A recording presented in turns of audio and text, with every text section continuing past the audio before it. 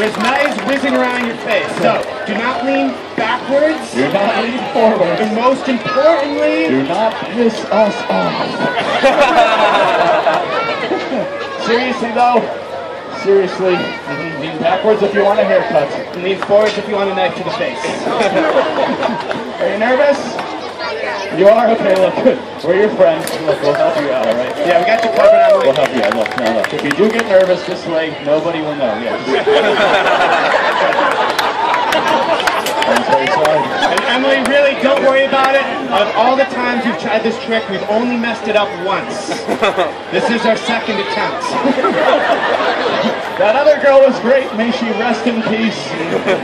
We're kidding, you guys. Nobody died. She's in the hospital. Alright, this is how it's going to work, alright? Alex is the one over there. He's going to say go. When he says go, you're going to take one big step back out of the pattern. And the whole crowd will clap and cheer bananas for you. You got it, Emily? You're backwards. Don't worry if something goes wrong. You'll find out first. Hey, baby. Now, Emily, are you the type of girl that takes advantage of a great opportunity? You are. Then why didn't you run away just then?